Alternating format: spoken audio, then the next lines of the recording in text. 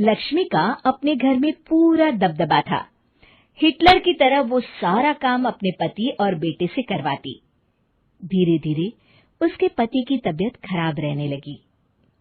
सुनो जी, अब आप बुजुर्ग हो गए हो, काम में भी अब हाथ आपके फुर्ती से नहीं चलते।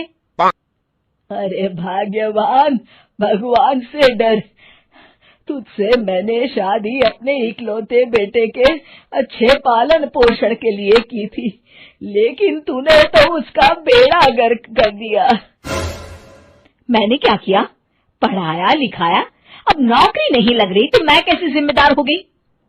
अब घर में बैठकर रोटी तोड़ रहा था तो मैंने कहा काम ही कर ले। एक तो भला करो और ऊपर से बातें सुनो। तभी सारंग वहां आ जाता है। बहुत भूख लगी है माँ, कुछ खाने को दे दो। अब तुम्हारे पापा का हाथ तो चल नहीं रहा है। मैं ही जा रही हूँ आज किचन में, बनाती हूँ कुछ। हे भगवान, कैसे होगा इतना काम मुझसे? लक्ष्मी किचन में काम कर रही होती है कि तभी अचानक उसे आइडिया आता है। अरे मैं भी ना, अरे यहाँ तो फ्री की नौकरानी ला सकती हूँ मैं, फिर मैं क्यों खाना बना रही हूँ? उस दिन लक्ष्मी सारंग की पसंद का खाना बनाती है और बैठकर उसे बड़े ही प्यार से खिलाती है। खा ले बेटा, खा ले, पेट भर के खा ले। अरे रुक, मैं तेरे लिए ना गर्मा गर्म रोटियां लाती हूँ। सारंग और उसके पिता एक दूसरे की ओर बड़े ही हैरानी से देखते हैं। बेटा सारंग, जरूर दाल में कुछ काला है, वरना ये औरत तो हमें बासी खाना भी सुकून से ना खाने दे। सुनील की बात लक्ष्मी सुन लेती है और जोर जोर से चिल्लाने लगती है।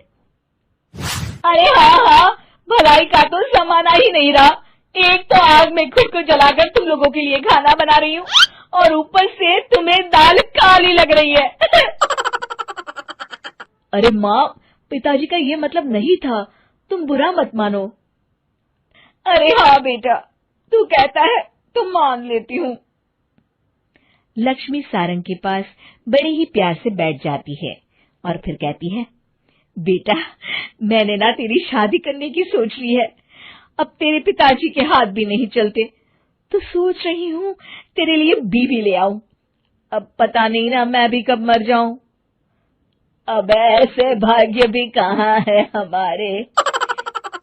क्या कहा? अरे हाँ, तुम तो चाहते ही हो कि मैं मर जाऊं, लेकिन मैं अपनी प्यारी बहू का चेहरा देखे बिना नहीं मरूंगी। हाँ माँ, शादी तो मैं कर लूं, लेकिन मैं नौकरी नहीं करता, फिर कोई क्यों देगा मुझे अपनी बेटी? अरे क्यों नहीं देगा बेटी?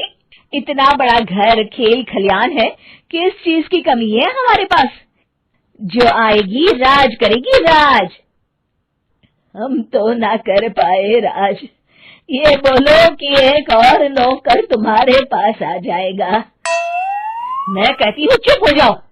अरे खुद के घर का खाना बनाएगी तो क्या नौकरानी हो जाएगी? अब तुमसे तो किचन का काम होता नहीं, तो कोई तो करेगा ना। ठीक है माँ, तुम जैसा सही समझो बस। अब मेरी एक शर्त है, लड़की जो भी हो वो दिखने में कैसी भी हो या कहीं की भी हो, बस पढ़ी लिखी होनी चाहिए। अरे हाँ, ला देंगे पढ़ी लिखी बेटा, मैंने कौन सा काम करवाना है उससे। हाँ। और फिर एक दिन पास के गांव की ही रति से सारंग की शादी हो जाती है। रति दिखने में बहुत ही सुंदर थी, साथ ही साथ काफी पढ़ी लिखी थी। रति को लक्ष्मी के सौतेले होने की बात पता नहीं थी। शुरू में जब रति ने सारंग को घर का काम करते देखा तो हैरान रह गई। अरे ये तो अच्छी बात है कि आप घर का काम करते हैं, लेकिन मैं तो घर में ही हूं ना, आप क्यों कर रहे हैं जी? जाइए, आप नौकरी के लिए अप्लाई कीजिए ना। तभी लक्ष्मी वहां आ जाती है। अरे रति बहू, करने दे उसे काम। और हाँ, मेरे घर के कुछ नियम है, कायदे हैं, यहाँ बीच में ना ही बोलो तो तुम्हारे लिए अच्छा होगा। रति को लक्ष्मी की बात कुछ अजीब सी लगती है।